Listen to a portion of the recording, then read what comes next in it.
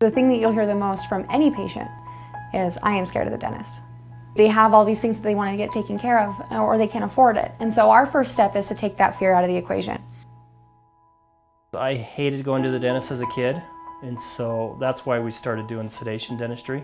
And now we are the leaders in sedation dentistry in Idaho Falls, and in fact throughout southeast Idaho. Sedation dentistry is either a small pill that allows you to relax, and it's almost, a lot of people say that it's like a daydream-like state. It just really, really relaxes them. We also have IV sedation that knocks them out even further, and people really, really love that. And after they do it, they're like, I'd never do dentistry any other way. We have chairs that have massagers built into them.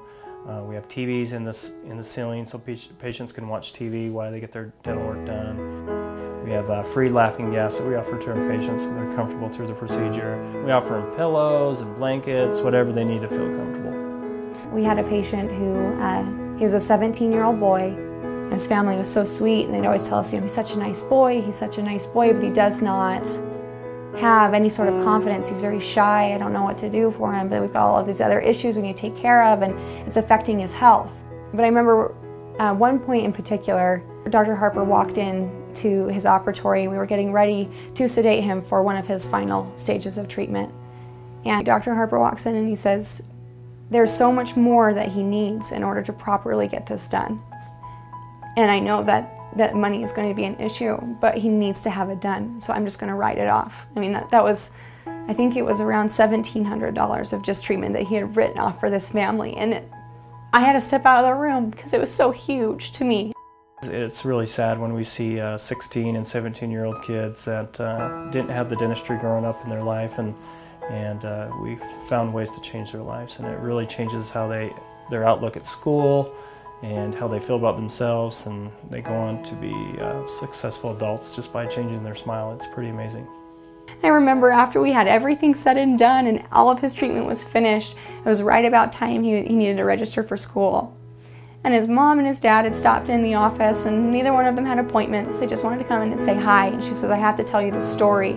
She had taken him in to register for school, and starting with a boy who didn't want to talk to anybody, look at anybody, hardly had any friends, was not willing to be outgoing.